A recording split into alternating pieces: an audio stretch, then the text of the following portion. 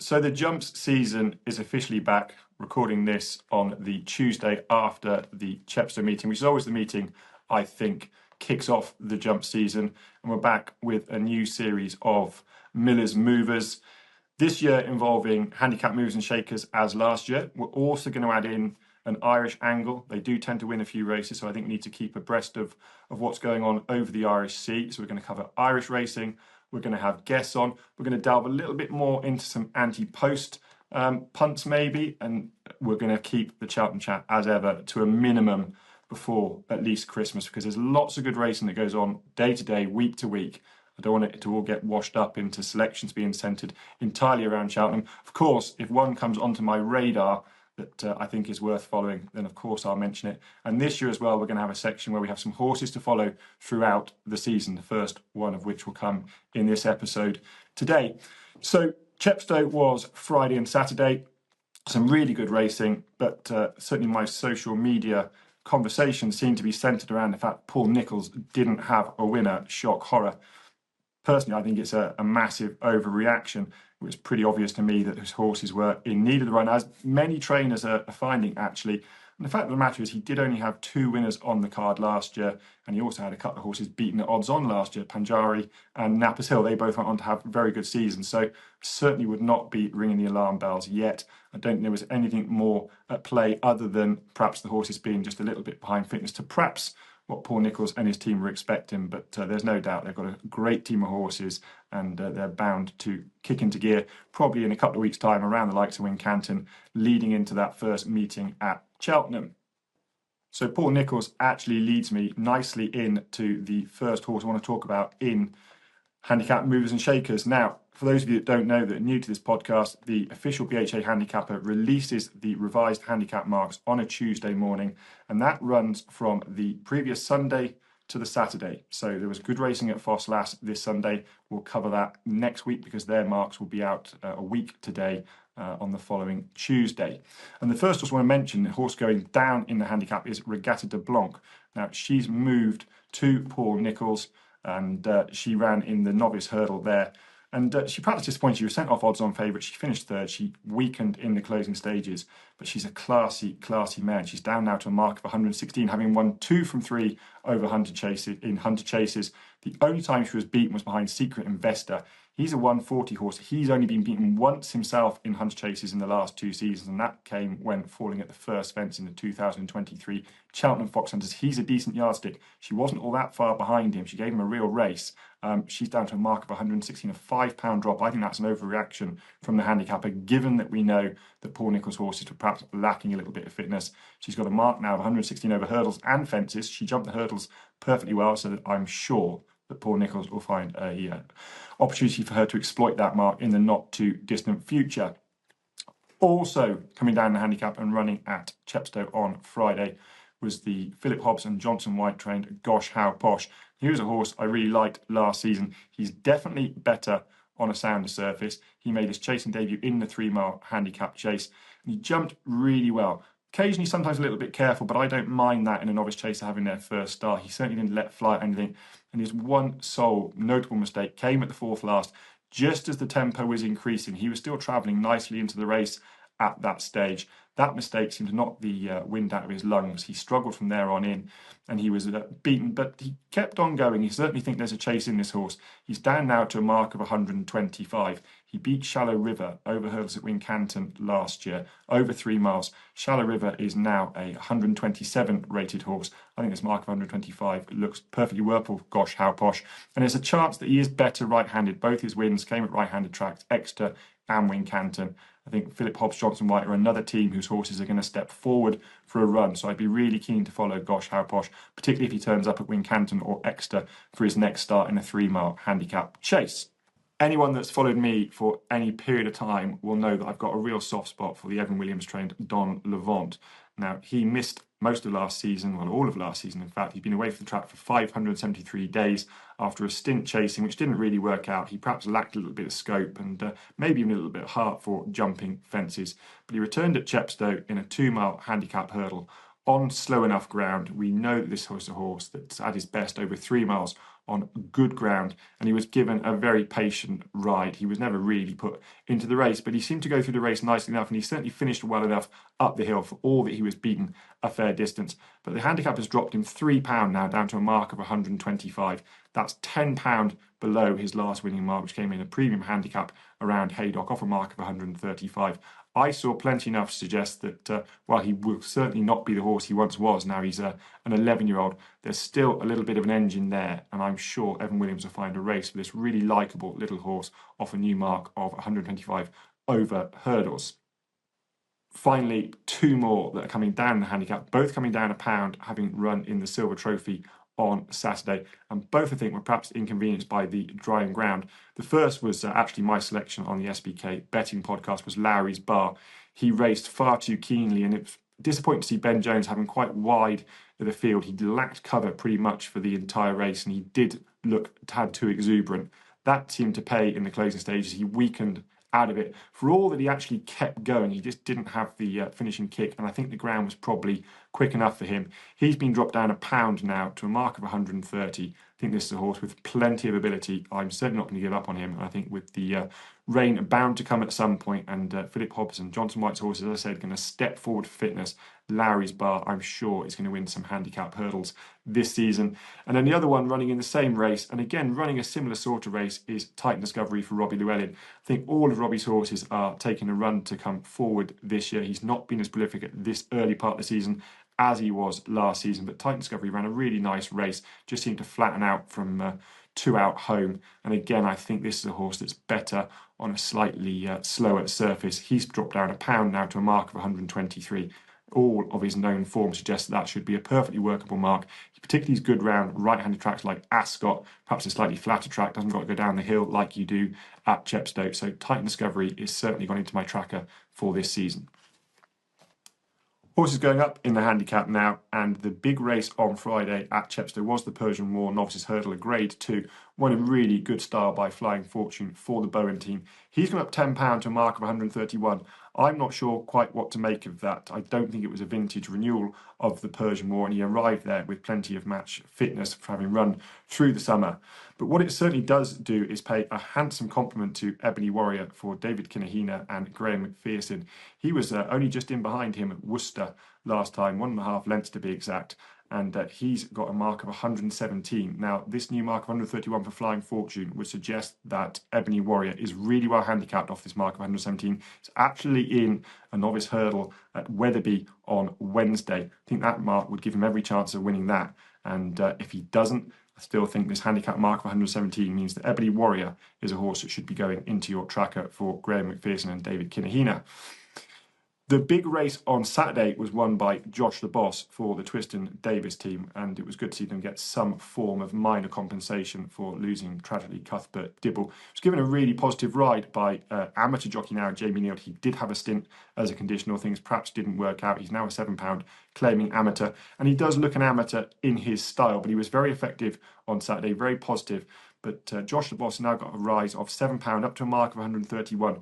That's going to put them into a better grade of race, and more often than not, a deeper field, a larger field. I'm just not quite sure that Jamie Neal will perhaps be able to utilise the same tactics. His riding sort of lack of experience, maybe a slight deficiency against the professionals, might be put under the microscope a bit more in these deeper races. So Josh the Boss is a horse that, for all he's clearly talented, I'm going to be opposing him from here on in. I think that was his Gold Cup on Saturday, and I think he's a horse that should be taken on at every opportunity through the winter.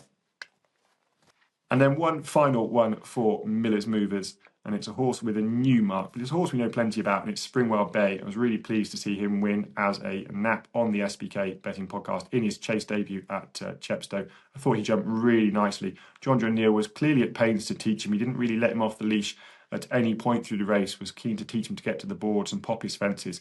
I think he won with a good degree in hand. And he's been given a mark of 145, which is the exact same mark that he has over hurdles. And I'd referenced on the betting podcast on Thursday that mark of 145 was in itself perhaps lenient, because he was still going very well when falling last time out over hurdles at Aintree at the back end of last season. So I think a mark of 145 over fences. Springwell Bay jumped really nicely on his chase debut, and he's a horse that should be followed throughout the season. So for the first episode of this season, I thought I'd try and compile a list of horses to follow for the season, but it's not going to be the usual list of horses that are centred around Cheltenham. There's plenty of racing that goes on between now and Cheltenham. And also when you think about Cheltenham horses, they're very often raced sparingly. You know, they might run 3, 4, maybe even less than that. So I'm looking for horses in my horses to follow that I think are going to be out consistently through the season and can perhaps in many cases run up a sequence. The first are 2 novice hurdlers, and they both ran in junior novice hurdles last year. For those of you who don't know, junior novice hurdles are for national hunt-bred horses. They're not going to come up against horses that run on the flat, and they tend to be a slightly fairer playing field. They're not overly well supported by trainers. I hope they hang around because I think they're a good initiative. The first is the Robbie Llewellyn trained Ask Me Another. Now, she ran in 4 junior novice hurdles. She won on a final attempt in a fillies only junior novice hurdle around Hereford. It wasn't an overly deep race, but I thought she did it in very good fashion. She'd learned from each of her previous starts. She'd been quite keen. Her jumping had been a bit scratchy previously, but she jumped well at Hereford. She settled nicely. And despite needing a little bit of stoking along, turning in at Hereford, she gradually pulled clear and she was comfortably on top at the death. The second hasn't run since. The third has run and won. It's got a mark of 85. Ask Me Another's got a mark of 97, but crucially, having run in junior novice hurdles last year, she's eligible for novices again this year. I think Robbie Llewellyn will take great advantage of this mark in 97. She'll improve as she steps up with time and distance, and I think Ask Me Another can rack up a sequence for Robbie Llewellyn this year. Also running in junior novice races was Rocheval for Lucinda Russell. Now he's 3 from 3. He won a junior novice bumper and he then won 2 junior novice hurdles. Again, not a great depth of form, but he's got a mark of 120, and again, he's eligible to go into novice company again this year. He's got plenty of pace, he stays really well, son of Capguard. I think this is a smart horse in the making. I expect him to rack up a sequence in novice hurdles. I still think a mark of 120 might underestimate him, and he wouldn't be at all surprised if he was one of Lucinda Russell's stars of the future. So Rocheval, certainly a horse to go into your tracker.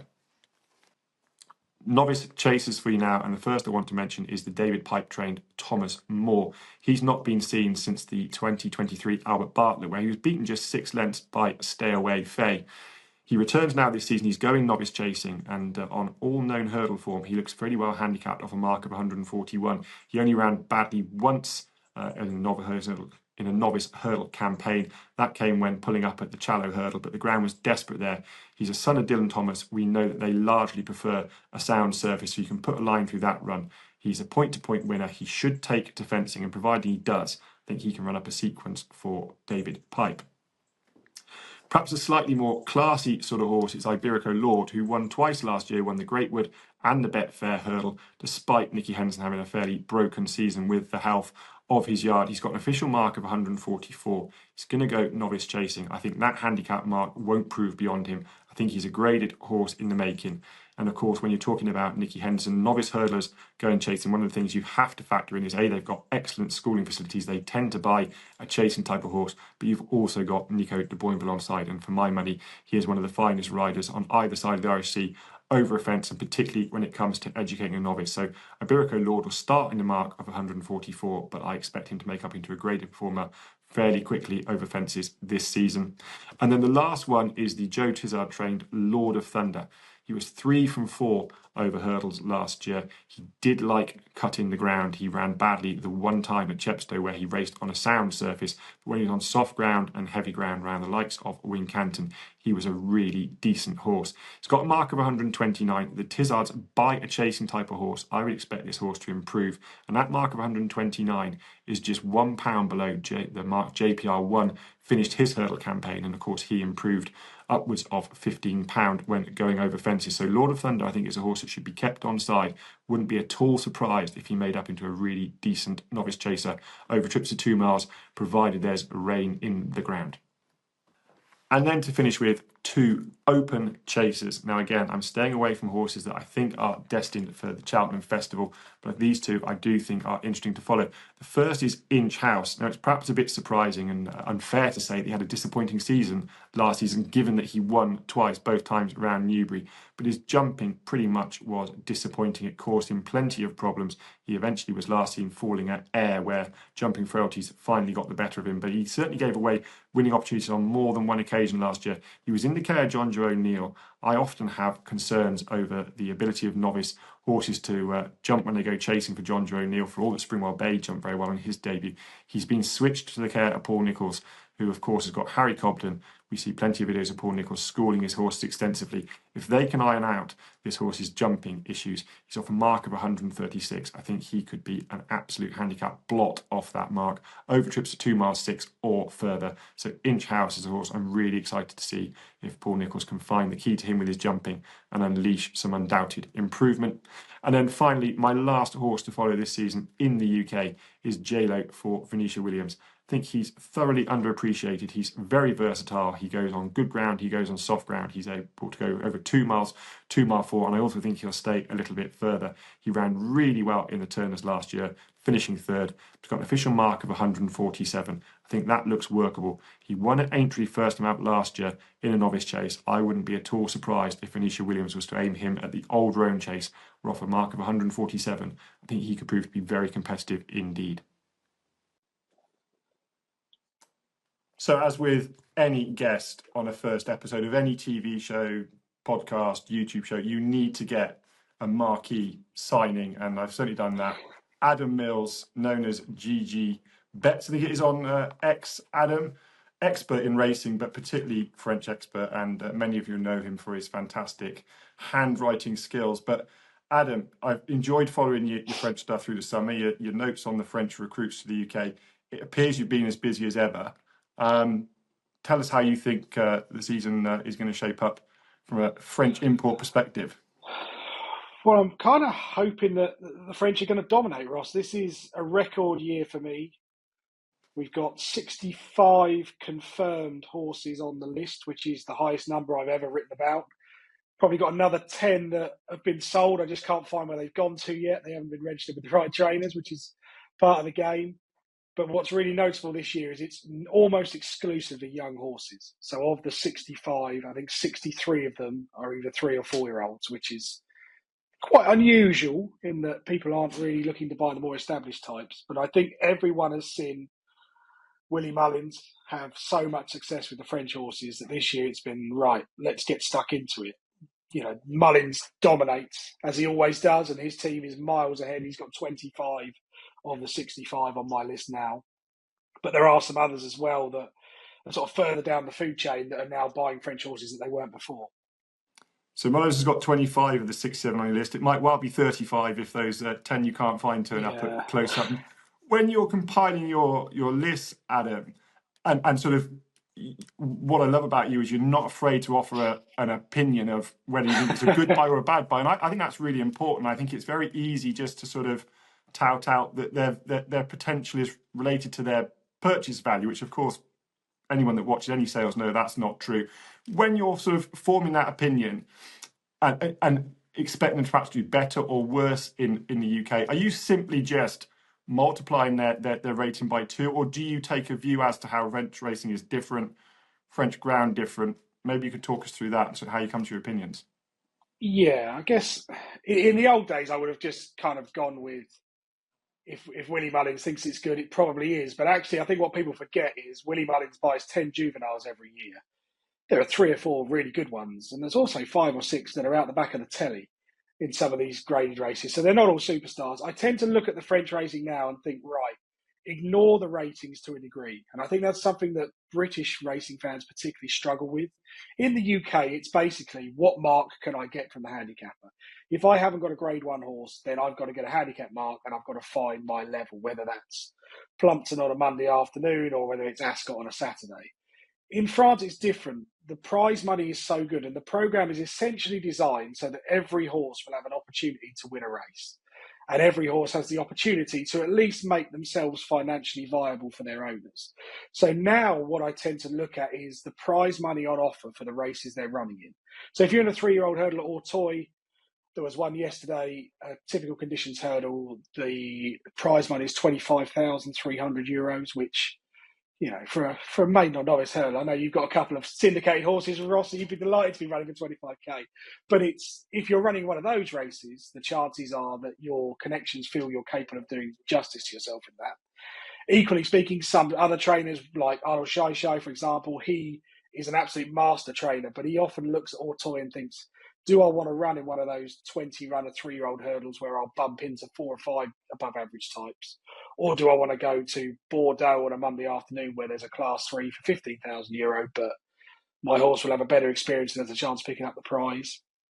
It is an old cliche to say that French races are slowly run, but they are. There's no getting away from that. Most French races have a finishing speed above 105%. Most French races, particularly at the big jumping tracks, are a case of get your horse into position, ride it round to the third last, and then if you've got anything left, move forward and try and compete. So when I'm watching races at Auteuil or at Compiègne or wherever they may be, I'm trying to factor in, is this horse winning because they're well suited to a slowly run race that becomes a sprint? Or are there horses that are going to need a much stronger gallop, and therefore, if they've still run well at Auteuil, the chances are there's more to come? So I guess the best example I can give in recent times would be Jazzy Matty. He made his debut in the Pride of Kildare at Auteuil. There was a lot of media fanfare because it was already announced that he was going to Gordon Elliott, and there was all this gibberish on social media that Gordon had flown in on a helicopter to watch it and all this kind of... It wasn't true. There's no sign of Gordon on the Achilles cameras. But Jazzy Matty finished 5th in the race. It was actually won by Gust of Wind, who went on to join Willie Mullins. But in that race, if you watched it, Jazzy Matty was off the bridle. He kept meeting the hurdles on the wrong stride. You looked at him and thought, what is this thing? Why on earth have Andrew and Gemma Brown bought this? But then when I did the times, you realised actually this was the fastest 3-year-old hurdle run at Auteuil in the entire season. And everything else just gave up. They jumped the third last and were finished, whereas Jazzy Matty kept going and he hit the line quite hard. And so he was one of the first ones in recent times where I thought, actually, when he gets into Irish races and when he gets into races in the UK, it's going to suit him much better because he's going to be right, okay, this is what I need to do. I need to run at this pace. There are exceptions that the superstars will win in France as they'll win here.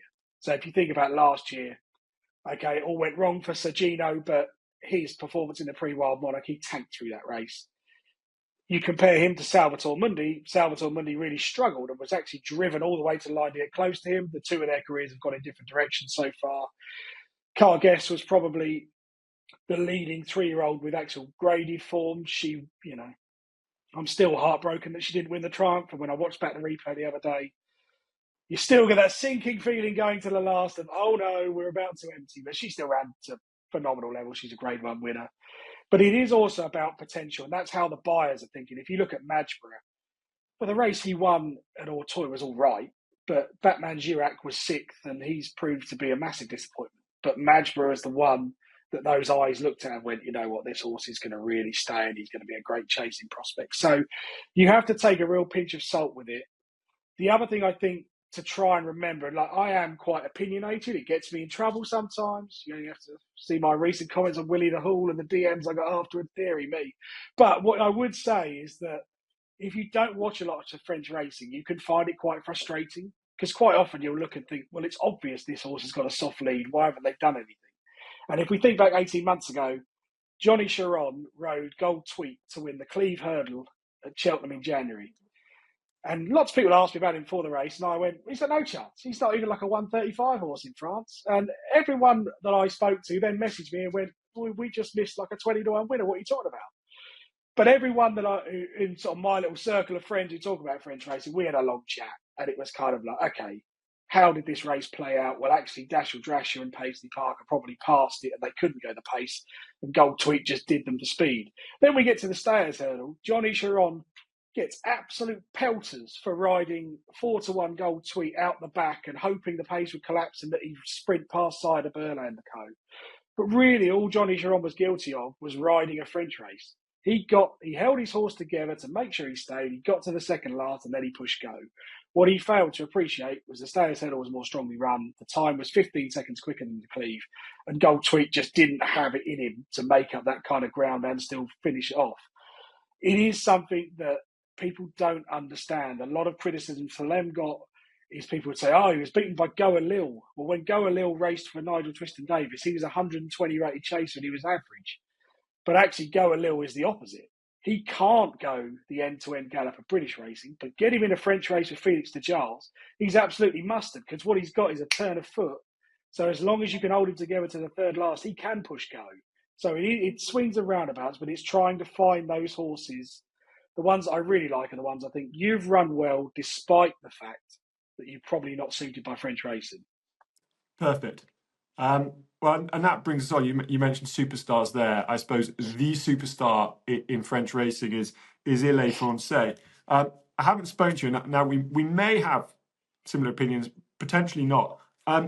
I love him visually to watch. He's very exciting, and I'm probably as guilty as anyone as getting a bit carried away by a good-looking horse that jumps well, because it's what I love the sport for.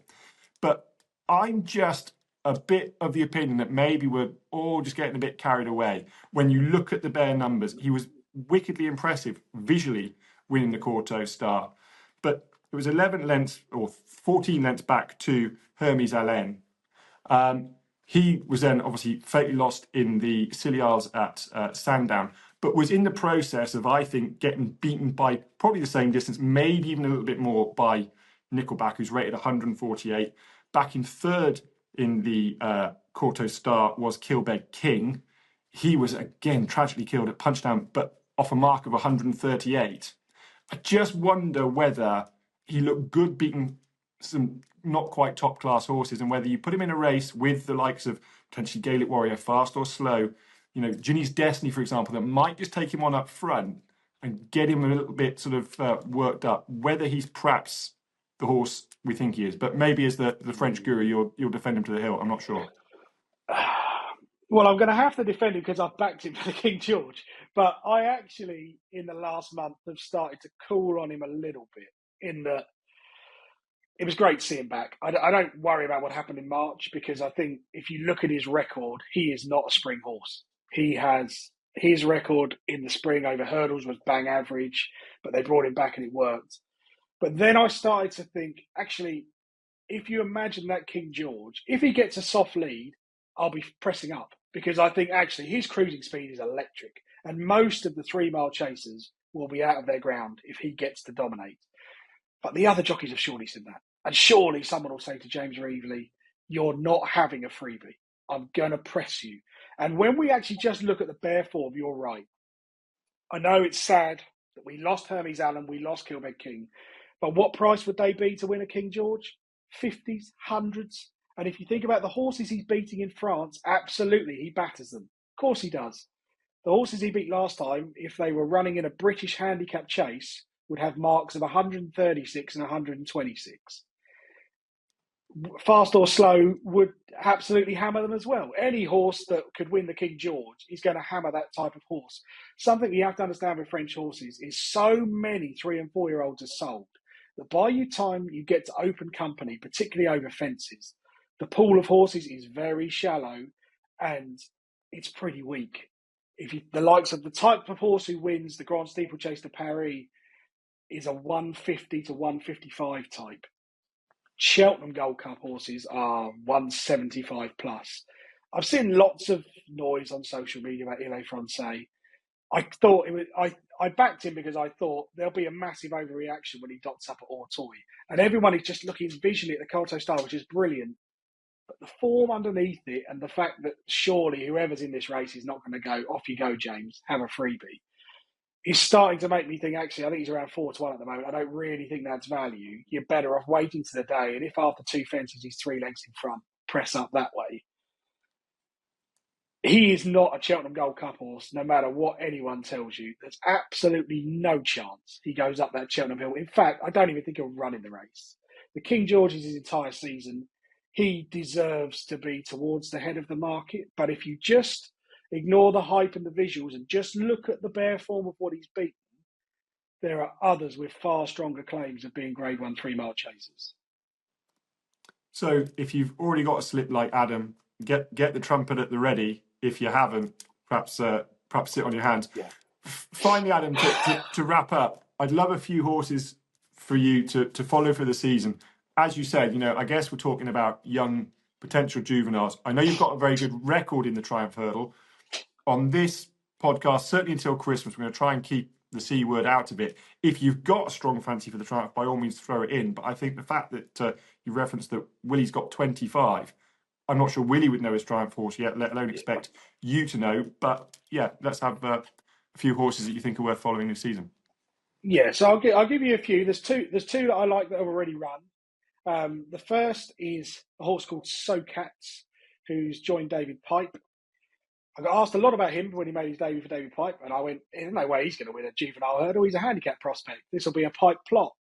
And then turning for home at Newton Abbot, when the young claimer was still on the bridle and he loomed up, I thought, oh no, what have I said? But he didn't quite see it out. He didn't finish too well in the race. This horse is not going to win at Cheltenham. He is not a festival horse. He's not a Saturday horse. But he has shown enough ability over hurdles when he gets decent ground to suggest that there will be a handicap hurdle with a 4-year-old allowance, probably at Wincanton or Taunton or one of those tracks that the Pipes like, that he will win at. And if you watch the Newton Abbot race, he tanked into it. Really nice performance. The other one I've just seen recently was Beau Quali. He finished second for the Skeltons at Chepstow on Friday. I thought that was a really nice introduction. He's definitely going to win a novice hurdle. I think the new rules now mean he's got to have 4 or 5 starts to get a handicap mark, but he looks the kind of type that the Skeltons will bring on quite nicely. There's probably a decent pot in him somewhere throughout the season. Those are the two that have run.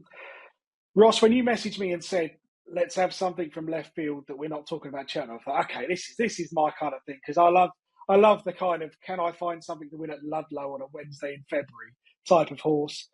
I've got 4 for you to go through. The first is Roadshow, who's joined Paul Nicholls. Now, Roadshow on pedigree should be absolutely nowhere near the juvenile hurdling division. He's a Galileo, and his mother, the dam, is Acapulco, who was a Queen Mary winner for Wesley Ward at Royal Ascot. Now, when Acapulco was sent to be covered by Galileo, I'm sure that no one in the breeding plans went, this will make a nice juvenile hurdler at some point. But this is where he's ended up. Now, he's had 5 runs on the flat-fronted farm. He looks, people will look at the prices he's gone off and think, oh, he's really disappointing. But actually, I think all that's happened is he hasn't picked up any of his mother's traits. He is a pure Galileo, dour stayer, and he's running 5 relatively slowly run maidens and conditions races in France. He's been given a mark by the French handicapper of 40, so that would be 88 on the flat in the UK. I think that's about fair, and I think, unfortunately for him, he just doesn't have the turn of foot. But he has joined the right yard to go hurdling with, and he is a horse who's going to be suited by a galloping track, nice big field, strong pace to aim at. I think he's a really nice horse. Paul Nicholls tends to target some sort of end-of-season handicappers with his 4-year-olds where he can use the allowance. The likes of Affadil, Blue King Daru, and a few others have picked up those sort of valuable races at Ascot and Ayr and things at the end of the season. I kind of think that's the route Roadshow will go down, that he'll run in juvenile hurdles. He's the kind of horse, I think, if he gets beat by something with more speed, that's fine. But I think they will get him handicapped in a big field by the end of the season, and you'll really see him come to the fore. And his pedigree alone means he should be pretty classy. Next one we come to is Irisante, who, well, I mean, I spent most of the summer trying to find out where this horse had gone. And then all of a sudden, she pops up on the VHA website with DJ Jeffries. This is the first time DJ Jeffries has appeared on my spreadsheet in the last 5 years. I had to look back and double check. But she's got loads of ability, actually. The French handicapper would say she's about 135 horse. She was third in the Prix Sagan, which is the race that Cargues won the year before, the Grade 3 at Auteuil. She had some smart form on the flat in Germany for Peter Schergen. She's a really nice horse, but I just like the look of her because, one, she's already had 4 starts on a hurdle, so they don't need to run her again. They could go handicapping her if they've given her a bit of a break. But because she's joined DJ Jeffries, there's kind of an angle that actually this horse could be really underestimated, whereas if it had gone to Willie Mullins or Paul Nicholls, it would be odds on favour wherever it goes. So I thought that was a really interesting set of connections. The next horse is me picking out a horse with my heart rather than my head.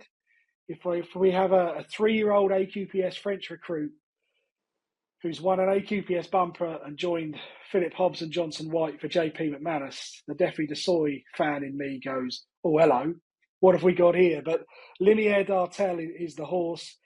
He's won an AQPS bumper in the French provinces. The form is okay, but he won it easily. He's 7 or 8 lengths clear at the line. I just think he's really nice. And I think Philip Hobbs And Johnson White, the yard is perhaps not what it was 10 years ago, but they still find winners. And I just think this is the exact kind of recruit that JP would want to send. I'd expect him to have a similar campaign to Defi de Soy. I think they'll be looking at, can we pick up a juvenile hurdle? If we can, maybe we look at the race at Chepstow over Christmas and we just start to build him up. But I've no idea if he's a triumph horse, to be honest. It's almost impossible to say, because the AQPS flat races, while they're great, some of the horses are ready to go and others are long-term 3-mile chasers who are just getting a bit of experience. So you can't read too much into the early season AQPS flat races. But I thought the profile was interesting. The fact that JP's team went out and got the horse and sent it straight there kind of excites me. And then the last one is a pattern that anyone who follows French horses should follow, and it's look for what Venetia Williams buys and wait for it to go chasing and handicapping. Really important to understand this, because how many times I have had my fingers burnt because I've written about a Venetia Williams horse and 2 years later it pops up in a Hereford handicap chase on a ridiculously low mark and runs off a sequence of 3 or 4 wins. This year's horse is Falco Des Pins. Well, it should be Des Pan, but it's spelt Des Pins to make it easy for you to find. 3 or 4 runs in France, but the latest run at Angers is really important. Finished second, the first, third and fourth, all won next time. Has joined Venetia Williams, got a really nice profile. I think you'll see this have a couple of quiet runs in novice hurdle races, and then suddenly we'll go novice handicap chasing, maybe even next year, and we'll be thrown in off a mark in the low 120s. Adam, that's brilliant. And man, you're off the same hymn sheet. Heart overhead from left field, preaching a bit of patience about these horses. Everything I love in my sort of selections. Thanks a million for coming on. I'm sure, as ever, you'll be devilishly successful. And of course, the guys can find you on X, where you're profitable, I think, to pretty much every season I've followed you. So thanks a million for coming on, and we'll speak to you soon. Thanks, Ross. Really appreciate it. So that brings a wrap to the end of episode 1 of Miller's Movers for this 24-25 season. Huge thanks to the informative and entertaining Adam Mills for coming on and giving us his French angle. If you're unsure of any of the spellings of the horses either I myself have mentioned or Adam's mentioned, don't panic, they're going to be listed in the video description beneath this. Please be sure to like and subscribe to the SBK YouTube channel. There's a really good back catalogue of library content on there. It's bound to be added to throughout the season. And in the meantime, enjoy your week's racing, and I'll see you same time next week.